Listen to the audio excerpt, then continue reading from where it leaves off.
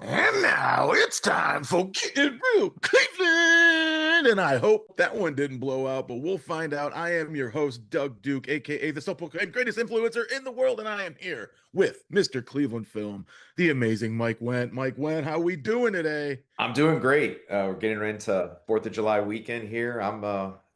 It's nice. This time of year always one of my favorite times of the year, honestly. So, It is great, and I have a birthday coming up, so it always coincides like Fourth of July is like the week before.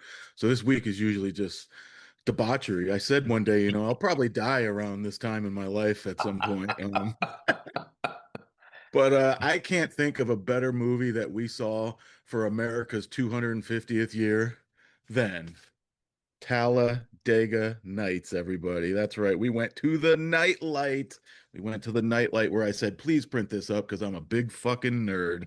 Um, and she said, don't worry, we all are. And which is they very true. they very rarely will print my tickets when I ask, because I feel like at some point, I mean, they know me there because on the board of the nightlight, but I do have this cork board that I will share a picture with you, Doug. But I put every stub for the year, and I pack it up, and then each year I take it down, and it's like a new beginning in January. So. Oh, I love that, dude. That's awesome. Yeah, send me a picture because I'll throw it up right here. Dude, yeah, and like I said, that's why I'm a big fucking nerd. I've kept my movie stubs as much as I can, because of the new way since the pandemic. Oh Uh, yeah. a lot of scanning ones, which I hate, but I've kept mine since 1996. And I wish I kind of did the cork board. I remember one year I did that on like a closet wall where we put everything that we saw, but that's awesome that you do that. One of these days I'm gonna get this, like, I don't know, I should do like a photo album and Yeah. somehow, like, you know what I mean? You're going back 30 years. This is gonna take a long, this is a project. Yeah. I might be dead in some point at the beginning of July at one point in my life before that could happen. Anyways, we went to the amazing Nightlight in Akron. Love that theater dearly. Yes.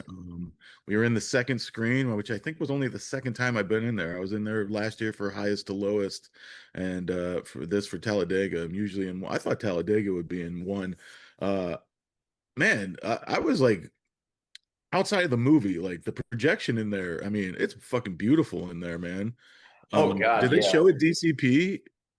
It to me it did look like a DCP, Yeah, because I know Anthony and Jen there, who it was Jen's birthday when we mhm. saw Talladega Nights. So happy birthday to Jen again. Yeah. I got to But sit with yeah, them. yeah. But I yeah, did.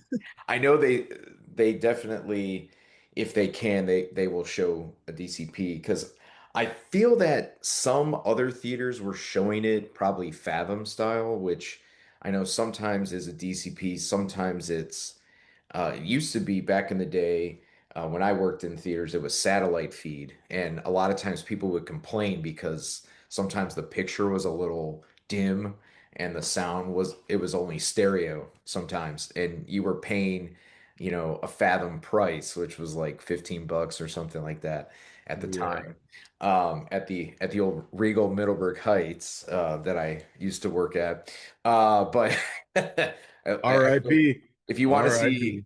see angry people show a subpar version of Halloween, John Carpenter's Halloween, for $15, and people will bitch.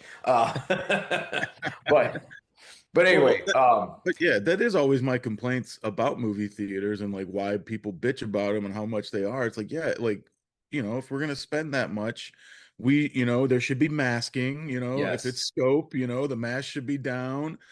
We shouldn't see black bars in theaters, and it should be amazing picture and sound. You know what I yeah, mean? Because you do have those options at home of it being great. It's still never, even in a shitty theater that's doing it all wrong, it's still going to be bigger and louder than your home.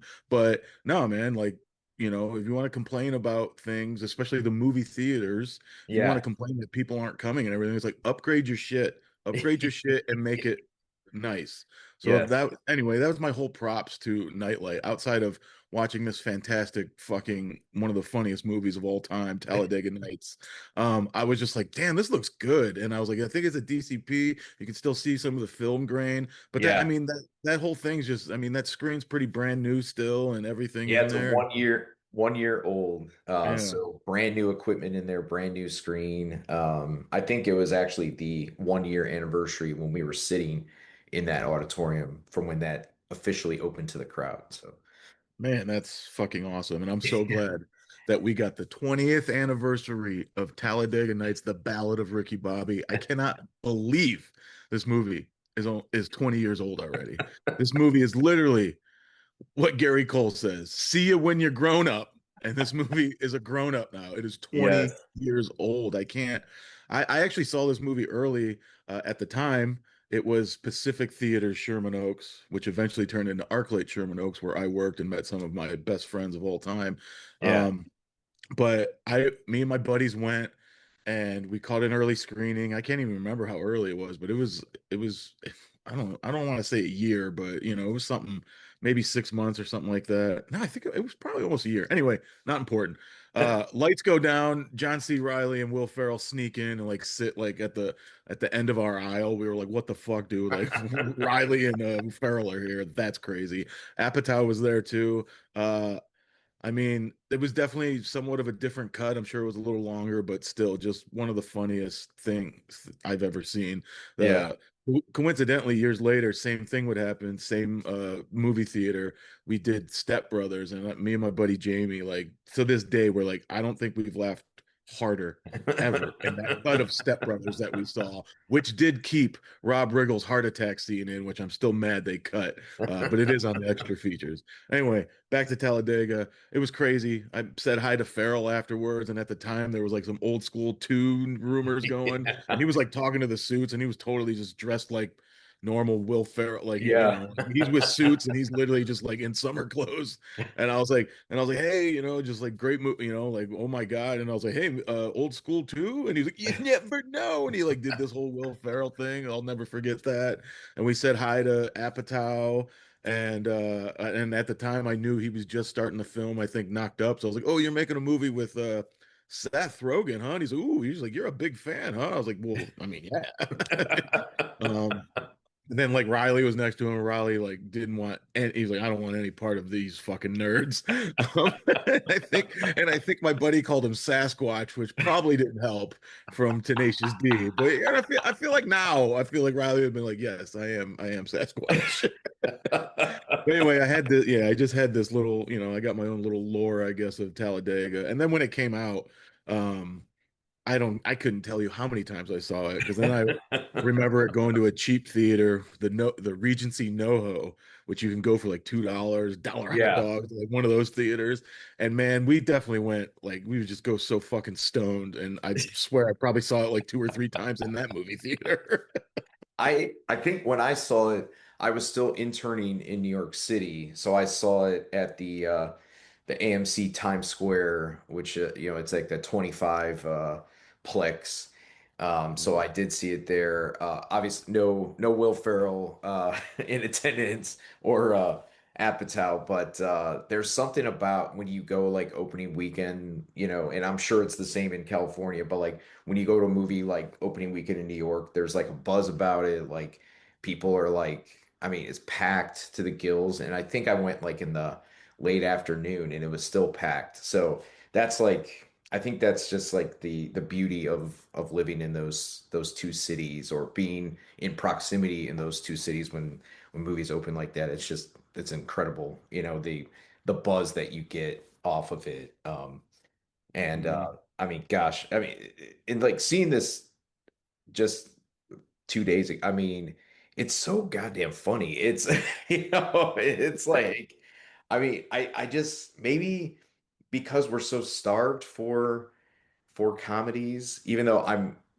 and not just because we just had the event with him. I'm super stoked for Gail Daughtry. I'm hoping that's like the return of the comedy. But but Yeah, sometimes I I mean, mean there hasn't been that many comedy. It just seems like everything is either horror or some kind of action blockbustery type thing, you know? Yeah, and I do think a lot of things, especially, dude, it's like this, like I always harp on 2016 as kind of being one of the last years because we had Pop Star and Yeah. then Nice Guys as well, but Nice Guys is in more in that action comedy, which is Shane Black's forte, and he's a fucking master at it, and that movie's a fucking masterpiece. Um, but yeah, and Keanu, I loved Keanu that year. That movie's really funny. So like Keanu and Pop Star, like to me, that was like wow, was this it? Like Yeah. it still kind of feels like that. That it's literally 10 years ago. So I know what you're saying. And I feel like the comedies that do come out now, there's something wrapped around them where it's also like this sci-fi thing or this horror thing. Or you know what I mean? It's like everything. And then it's like also like, yeah, but it's funny and it's a comedy Yeah. too. And it's not just comedy. Yeah. Which Gail Daughtry definitely is. And Jen told me she'd already seen it, and she was like, funniest movie I've seen all year. So I was like, hell yeah, Which, excited. yeah, that amps up my my Yeah. anticipation level even And, more. and I literally looked at her and said, yeah, I had no doubts. Like, I mean, it's a David Wayne movie. I mean, the dude hasn't had a movie. His last movie was Netflix movie, so it didn't even go to theaters. So like his last theatrical, then they came together, I I think. think you're right. I think you're Yeah, so right. that's 2014. And then Yeah. the Wet Hot series happens, and then he does a futile and stupid gesture, which I think came out in 17 Right. or maybe Yeah. 18. Yeah, you're right. You're right. Anyway, so it's been a while. It's been a good 8 years since we had a David Wayne feature. So that's very exciting. But yes, this one, um, not only is it just a phenomenal comedy and satire, but like the fact that how ahead they were like and I will always bring up, I'm like the Talladega Nights, the Ballad of Ricky Bobby is the best bio of the 21st century. Yeah. And Walk Hard. So that's why I was like, I always bring up Walk Hard as well. Walk Hard, though, is an easier, like, in a way, take of like, oh, yes, we understand what this is kind of like being a satire and a spoof of in a way, even though that plays it pretty straight, even though how Yeah. silly and crazy that movie is. But literally, the Ballad of Ricky Bobby is like, we don't, outside of like Days of Thunder or something, which is also fictional, like, we don't have a lot of the, you know what I mean? Like, there was Right. no like, walk hard's easy to be like, oh, like walk the line and blah blah blah. Where like the Ballad of Ricky Bobby comes out like 2 years previous or a year earlier than Walk Hard, and you're just like, they literally do all the beats of these bio movies that like, and like I said, like one of them won a horrible one with Rami Malek. If he could win Best Actor and that movie could win Best Editing, where the fuck was Will Ferrell's Oscar for Talladega Right. Nights and the editing for Talladega Nights, which is phenomenal.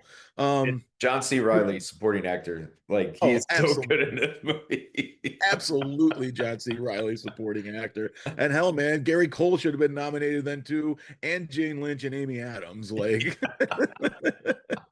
Hell, let's throw in Michael Clark Duncan too. Give him oh my a God, dude, Michael Clark Duncan, how fucking funny he is in this movie. Don't you put that evil on me. I love and like Riley's looking at him like to calm down. And I love how angry he still is. There's like a profile on him. He's like, no, no, he's got to know. Like, dude, this movie's so fucking funny. There's so many lines, and we can keep getting into that. And please bring up some of your favorite parts. But before we get there, I do want to say how actually serious and just genuine this movie actually is too. It hit me more, I think, than ever on this screening, where like I literally got caught up at the end and got choked up of their friendship, and that's never hit me the way like it's always been there, obviously, and I've seen it. But I don't know, yeah. maybe it was just like watching it on the big screen again and just like the emotions got me. I was like, this is literally working like a drama right now, and it's insane. Like one of the silliest, funniest movies of all time. And I just think I think the Jane Lynch stuff and I think the Gary Cole stuff with the mother and father, like even though how stupid some of it ends up being here and there, like it actually is still effective. And again, like the friendship of them coming back together at the end when he actually apologizes to him. And like I was like, I'm getting choked up here right now. I was like, what Yeah. the fuck? Well, even I oh, I'm sorry. I don't No, want and then I just think, and you're rooting for the ending, like you're rooting like a sports movie, and that works too. Like you want them to come back and win. And I thought that worked too. But yeah, that's no. For me, I mean, I one of the things that I always harp on, like when I review films for festivals and stuff, is pacing. And I think this movie has like just light speed pace, and it doesn't let up. Even when he has his downfall, it's like it's still constantly moving. There's not like all this extra exposition and all that. It just kind of you're there. I also really enjoy his like the child actors in the film, like who play his children. They Yeah, are the comic timing, especially the younger one, is like just so funny. But no, like I it's like you 100% believe that Jane Lynch would be Will Ferrell's mom, even though they're probably like the same age. Uh pretty yeah, much. yeah, Uh and even Leslie Bibb, who plays the wife, in her somewhat limited screen time. I mean, she is definitely on.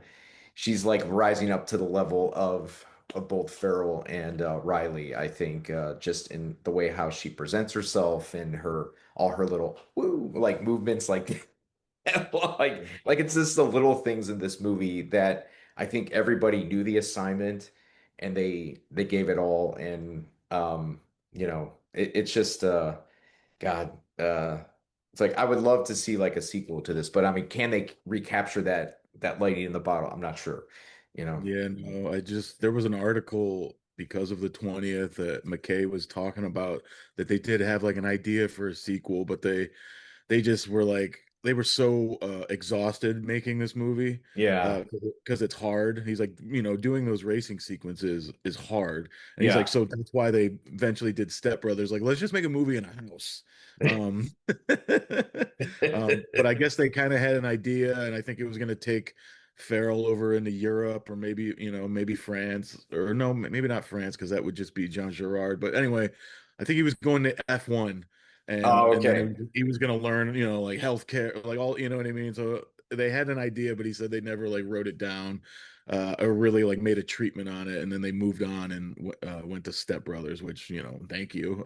Yes. But yeah, it would be awesome to see this again. But man, and those bring that back. The racing scenes are incredible in this movie. Yeah. No, Like, it's hard to do that stuff. I mean, especially well. And yeah, I mean, even though Adam McKay to that point had not been known as like, like he would just, he's known as the Anchorman guy. yeah, I yeah. mean, so getting into the sports stuff, I mean, I'm sure he had a hell of a great second unit person who was skilled at that. But I mean, it does kind of rival some of the, dare I say, Tony Scott's Days Days of Thunder. Oh, dude, there's no doubt it does. Like when this came out, I was like, I think that might have even been better than Days of Thunder, which John C. Riley's a part of both of those movies. Right. In the But cinematic universe. yeah, but like in that last handful of years or 5 years or so, like I went back to Days of Thunder. I was like, oh man, that's a great fucking movie. I own it. Yeah. It's back here on 4K. Uh, but no, those are. I mean, if I would love to do that double feature one Oh day. God, yes. Play those back to back. That would be so fun. Need to hit up the But auto lock I like the then. picture. I like to picture my Jesus with angel's wings and he's singing vocals for Leonard Skinner. Oh my God, dude. I can't like, dude, seriously, John C. Riley is just like, here, go. Like, Yeah. just you know what I mean? He really gets to be the wild card in this. Yes. And it is very touching, when he gets a technicality and he wins. He even says, he's like, I know this is a technicality. So you trying to take this away from me, I sock you right in the face. It's like everything, man. Like just like the stupidity, how he's so good at that. Both of them obviously are geniuses at it, but there's just some extra about Riley, the look in his, like the deadness in his eyes, and just how serious he really is when he's saying things. Like even Yes. when the kid got in trouble at school, I mean, one of the best dinner scenes of all time. And Adam McKay is like, I mean, he's all about a dinner scene. Like all of it, Yes. like Step Brothers has one, Don't Look Up, like ends on one. You know what I mean? He's all about them dinner scenes. Um, but when he got in trouble in school, he's like, "What's the capital of North Carolina?" And he's like, "Washington, D.C." And Riley's just like, "Bingo!" Like just that stupidity of that man. He's so fucking good. Like when you say psychosomatic, you mean like, he can start a fire with his thoughts. I could go on and on and on and on of the quotes of this movie, and Oh I'm my just doing God. Riley right now. Yes. No, I like Sacha Baron Cohen in this movie is so funny. And this was before Borat came out, just a few months later. So, um, I I mean, this is the movie that kind of started my fandom of him. I wasn't really familiar with the Ali G show, Oof, you before missed it, out. and I know. Well, I've since rectified that. But then, of course, Borat. I mean, that's a movie that I saw like four, five, six times in the theater, just because it made me laugh harder and harder each time. So he is definitely one of the VIPs of this, or MVPs of this film.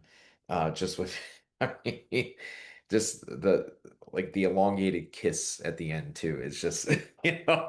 Oh my God. And that's what I mean. Like it gets to these ridiculous proportions, but when they start racing each other, you're still in it. Like you're like, yeah, come on, Ricky. Like, you know what I Yeah. mean? Like that's what's awesome.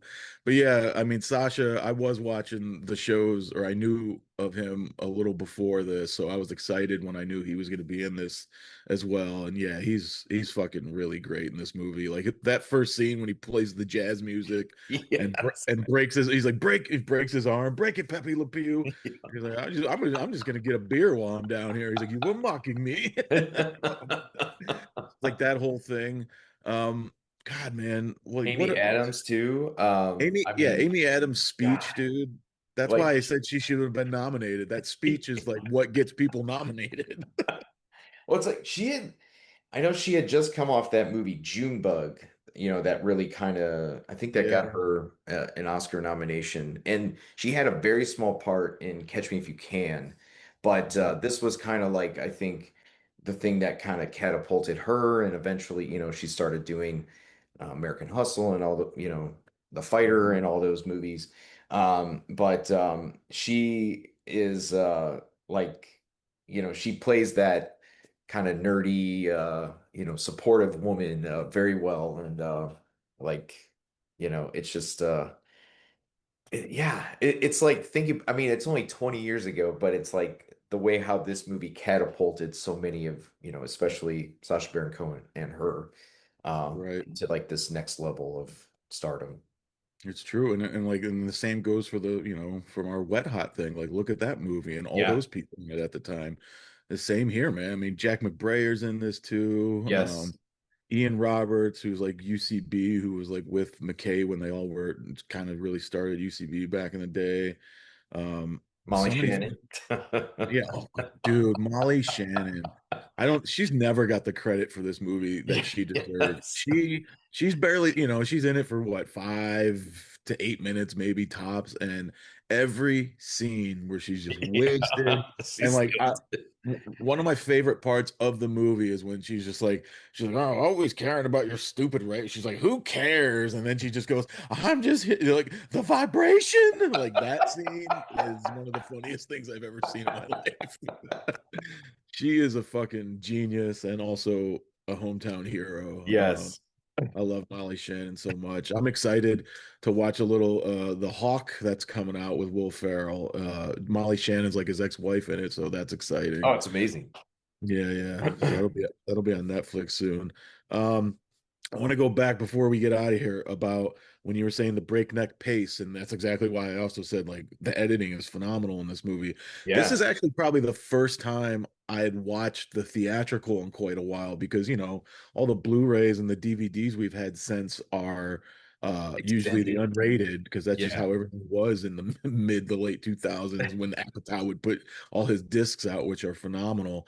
But that kind of hit me too, where I was like, yeah, this is definitely the better cut. Though I did miss some things. I was so used to some of these. I was like, oh, that didn't happen. And then even when Jean Girard, when Sasha shows up and he goes, we invented democracy and and then the third one, I'm used to him saying blowjob. So then he said menage a trois in here. I go, oh, that was definitely like the PG-13 cut. They Yeah. couldn't say. I was like, oh, it was like that even threw me off. But anyway, like, yeah, man, the theatrical cut is perfect. It really is. It's amazing, amazing pacing.